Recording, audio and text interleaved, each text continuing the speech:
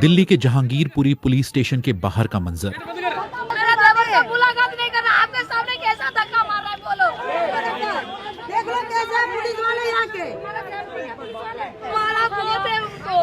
देखो, झगड़े में भी नहीं था मेरा देवर, झगड़े में भी नहीं था। हम रोजा रख के कभी झूठ नहीं बोलेंगे। यह है हनुमान जयंती की शोभा यात्रा के दौरान हुई हिंसा में गिरफ्तार लोगों का परिवार। ऐसा सोचा अभी कैसे हमें धक्का मार रहा था, लेडीज को लाठी चार्ज कर रहे, लेडीज के ऊपर। हाँ, ऐसा पूरी शासन है, हमारा सुरक्षा ऐसे होगा। हाथ में तलवार पिस्टल है, पता नहीं क्या क्या, फिर ये हिला हिला के दिखा रहे, कह रहे हिंदुस्तान में रहना होगा तो जय श्री राम का नारा लगाना होगा। क्यों, कहीं लिखा हुआ है, गिरिजबाग में लिखवा दो वहाँ पे। इतना भी मुसलमान को बंद करा, हिंदू को तो एक को भी नहीं बंद करा। लड़ाई तो दोनों, जिनमें लड़ाई हुई उन्होंने तो उठाया ही नहीं है। हिंदू नववर्ष रामनवमी के बाद अब हनुमान जयंती की शोभा यात्रा के दौरान शनिवार को हिंसा हुई है। 2020 दंगों के बाद दिल्ली में ये सांप्रदायिक टकराव का पहला मामला है। बड़ी मुश्किल से हम अपने हनुमान जी की मूर्ति जो शोभा यात्रा की थी उन्हें घसीटते हुए लेके आए, बड़ी मुश्किल से अपनी जान पे खेलते हुए। नारा लगाने के बाद इन लोगों ने फिर झंडा फहराने आया मस्जिद पे। आप बताइए, आपका मजहब के ऊपर हम अंगली उठाएंगे, आप बर्दाश्त कर लेंगे? ये एक मिनी पाकिस्तान बना हुआ है, जहांगीरपुरी मिनी पाकिस्तान। इतना नफरत फैलाया गया है और वही नफरत का आग यहाँ पर लेके आए फैलाने के लिए, लेकिन नहीं हो पाया। जहांगीरपुरी का जो सी ब्लॉक का इलाका है, ये वहीं की मस्जिद है जिसके बारे में कहा जा रहा है कि यहीं पर जो दोनों पक्षों के बीच में बहस शुरू हुई, पत्थरबाजी की घटना यहीं पर शुरू हुई। जो यात्रा में शामिल लोग हैं उनसे हमारी बात हुई, उनमें बहुत नाराज़गी है। उनका कहना है कि यात्रा यहाँ से निकल रही थी और उन पर शुरू में पत्थरबाजी शुरू हुई। जो मस्जिद से जुड़े अधिकारी हैं और यहाँ पर जो रहने वाले लोग हैं, उनका आरोप है कि जो प्रोवोकेशन है वो यात्रा में जो लोग हैं उनकी तरफ से आया और पत्थरबाजी उनकी तरफ से शुरू हुई। यहाँ पर अभी स्थिति तनावपूर्ण है और सुरक्षा बलों की भारी मौजूदगी है। स्थानीय लोगों के मुताबिक इलाके में पहले कभी ऐसी घटना नहीं हुई। तो हम शोभा यात्रा के अंदर प्रसाद बांटते हुए आराम से शांति हुए उनके मस्जिद के पास से निकले, तो उन्होंने हमारा काफिला रोका। ठीक है, हमने कहा भाई हम कोई जय श्री राम के नारे नहीं लगा रहे और आपके आस्था के साथ हम खिलवाड़ नहीं कर रहे, क्योंकि आपका रोजे का टाइम है। मगर अचानक से हमारे ऊपर पथराव हुए, मस्जिद के ऊपर से और घरों के ऊपर से लेडीज तक उन्होंने पत्थर मारे हमारे को। बड़ी मुश्किल से हम अपने हनुमान जी की मूर्ति जो शोभा यात्रा की थी उन्हें घसीटते हुए लेके आए, बड़ी मुश्किल से अपनी जान पे खेलते हुए। पूरी प्लानिंग थी हमारे को, पूरा घेर के, पूरा उस रोड पे हमारे को घेर के मारा गया, पूरे पत्थरों से, तलवार, चाकू, छोटे छोटे बच्चों पे हथियार थे। यहाँ राशन की गाड़ी लगी हुई थी, उसको तक शीशे फोड़े गए और उसके राशन भी लूटा गया है। बकायदा 2-4 गाड़ी वहाँ भी थी, उसको भी पलटा गया, शीशे फोड़े गए। आगे परचून की दुकान है, उनका गल्ला लूटा गया है और एक बाइक में आग लगा दी गई है। रेडी हमने बचा ली। कोई ऐसा नारा जो जिसको बुरा लगा हो, कोई गाना, कोई नारा नहीं लगाया, कोई नारा नहीं लगाया। नारा कब लगा? जब हमारे ऊपर यहाँ पे आक्रमण हुआ है, जब हमने जय श्री राम के नारे लगाए।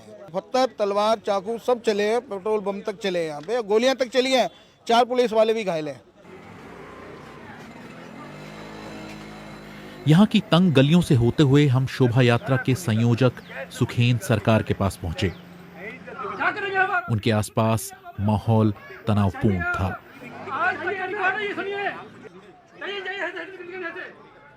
पत्थरबाजी तो उन लोग तो झुंड में, आपको किसी ने वीडियो भी बनाया हुआ देखे होंगे, कम से कम ना भी तो मेरा ख्याल से 250-300 लोग होंगे एक इकट्ठे झुंड में। लोग तो हमारे भी थे, मगर हम लोग तो लड़ाई झगड़ा करने के मूड में नहीं थे ना जी। हम लोग तो अपना शुभ यात्रा निकल के हम लोग सामने भगवा ध्वज के लेके आ रहे थे, नहीं हटते थे हम लोग।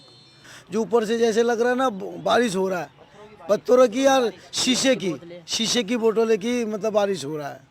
ये समझ पाए कि आखिर मतलब क्यों हुआ, क्या वजह थी? क्यों हुआ क्या पता, जलन है जय श्री राम नाम की, इसकी वजह से भगवा कलर से उन लोगों को जलन है। दुकानें लूटी गई हैं, दुकानें मेरे पास प्रूफ हैं, मेरे बाइकें जलाई गई हैं, मेरे पास प्रूफ है। यहाँ जो ईंटें जो इकट्ठी करके मस्जिद के ऊपर रखी गई वो मेरे पास प्रूफ है। छतों से ऊपर से बारिश हुई वो मेरे पास प्रूफ है, क्योंकि मैं लास्ट तक लड़ा। जब ये हो गया कि अब जान को खतरा है तो गन पॉइंट के ऊपर तो हमने फिर छोड़ना। वो पत्थर मेरे छाती में लगा, हाँ लगा, मेरी छाती में लगा है, मेरे को बहुत पेन हो रहा है, मेरे पैर में भी लगा है, ये देखिए पैर सूजा हुआ है मेरा, लगा है। बातचीत के बाद निकलते वक्त ऐसा लगा कि प्रशासन के सामने मामले को संजीदगी से संभालने की चुनौती है। घटना की जगह से कुछ ही दूर बसा ये है जहांगीरपुरी सी ब्लॉक का भीड़ भरा इलाका। यहां बड़ी संख्या में बंगाली बोलने वाले मुसलमान रहते हैं। यहां अलग ही कहानी सुनने को मिलती है। जहाँ जहाँ रैली हो रहा था ना, जितनी जगह पे सारे इकट्ठा होकर शाम को ठीक अफ्तारी के टाइम, जिस टाइम हम लोग अपने घर पे थे, अफ्तारी का बंदोबस्त कर रहे थे, उस टाइम ये लोग अचानक से एकदम आके एकदम पत्थरबाजी करने लगे और जय श्री राम का नारा लगा के और मस्जिदों में घुस गए झंडा लगाने के लिए। तो कुछ लोग हमारे यहाँ के जो बड़े बुजुर्ग जो थे वो लोग धक्का मुक्की मार के थोड़ा समझाने की कोशिश की थी, लेकिन उन लोग समझा नहीं। फिर कुछ लोग यहाँ आए तो हाथापाती फिर थोड़ा हो गया। एकदम हुर्रा पार करके मस्जिद में घुसना, मारो को मारो को मारो, ये वो मतलब गाली बोलते के साथ मस्जिद में जो है कि हर बात नहीं करना। कहाँ के इंसाफ? हमारे तरफ से हमारे बच्चे आखिर तक खामोश रहे। जब देखे कि मस्जिद के ऊपर कोई हमला हो रहा है या मस्जिद के ऊपर पत्थरबाजी हो रही है तो हम बर्दाश्त तो कर नहीं सकते। फिर क्या हुआ? फिर पत्थरबाजी हुई मस्जिद की तरफ से। मस्जिद के तरफ से, मस्जिद के अंदर से कोई पत्थरबाजी नहीं हुई है। ये रोड पे ही हुई है, लोगों ने किया है, पब्लिक ने किया है।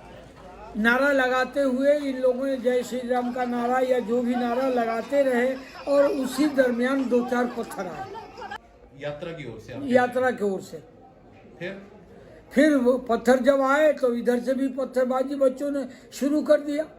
सारे ये जितने लोग खड़े हैं ना, सब कलकत्ते की हैं। सब प्रूफ देख लीजिए, आपका आप प्रूफ देख लीजिए। जुबान के ऊपर यकीन तो होते नहीं है मुसलमानों की, क्योंकि मुसलमान पहले से बदनाम कर रखे मीडिया वालों ने, खास करके मीडिया वालों ने बदनाम कर रखे हैं।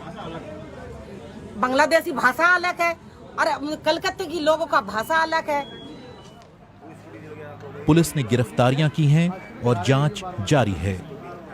अभी इसका एम्बिट जो हम लोग जितने हमारे जो सीसीटीवी फुटेजेस हैं, वीडियो का जो फुटेजेस है या जो ह्यूमन इंटेलिजेंस का जो बेसिस है, इन तमाम एंगल से हम काम कर रहे हैं और जो कोई भी इस अप्रिय घटना में, इस अनफॉर्चुनेट दंगे के इंसिडेंट में लिप्त पाया जाएगा और पाया जा रहा है, उन सब के ऊपर कड़ी प्रोफेशनल कानूनी कार्रवाई होगी।